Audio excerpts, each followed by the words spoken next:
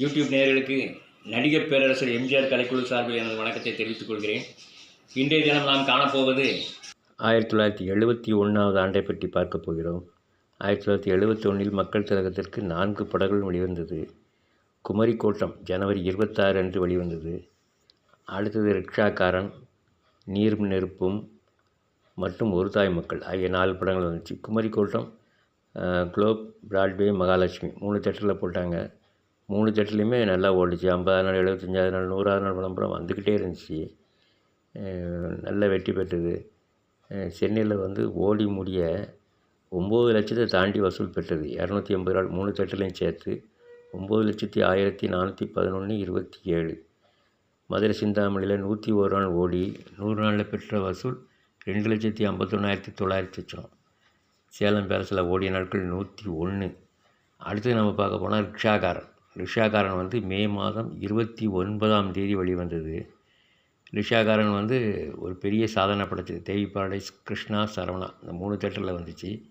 சென்னையில் ஒரு மாபெரும் சாதனையை படைச்சி அந்த சாதனையை ஃபுல்லாக ஹெலிகாப்டர் மூலமாக, பிட் நோட்டீஸ் மூலமாக ஆரம்பிக்கிறப்ப மக்களுக்கு போய் சேர்த்தார்.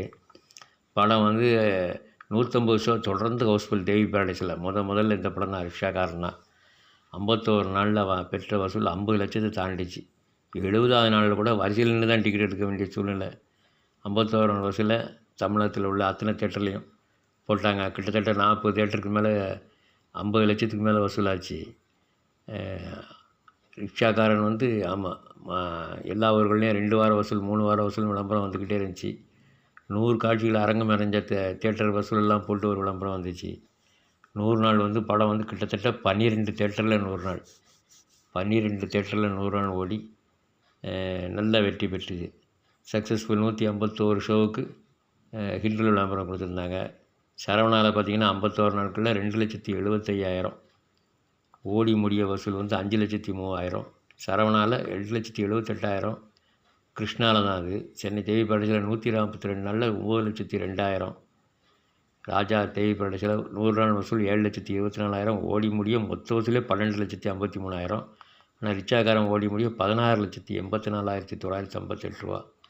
மதுரை நீ சினிமாவில் 161 நாள் ஓடி 4,09,000 கலெக்ஷனு. லட்சுமியில் 103 நாள் ஓடி 1,62,138 ரூபா. திருச்சி பேலஸில் ஓடிய நாட்கள் 142.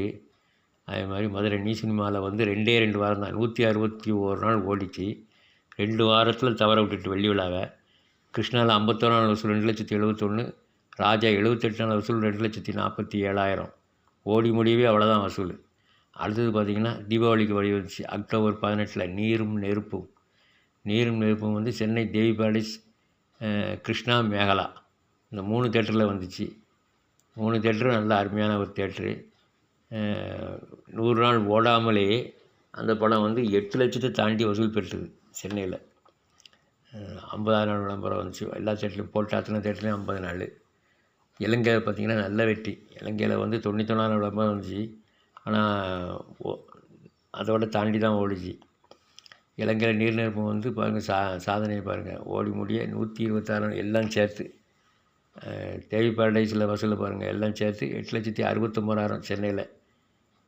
மதுரை சென்ட்ரலில் 65 நாளில் 196 வந்துச்சு. 4 வாரத்தில் 1 லட்சம் தாண்டிச்சு. சென்ட்ரலில் ஓடி முடிய 84 நாள் 2,39,171 ரூபா. மதுரை தேவியில் 89 நாள் பாபு ஓடி முடிய 1,89,491 ரூபா தான். திருநெல்வேலி சென்ட்ரலில் பாருங்கள், 50 நாளில் 127. பட்டிக்காடப்பட்டணமாக 42 நாளில் 8,85,000. சிவந்த மண்ணும் கம்மி தான். ஒரு தாய் மக்கள்.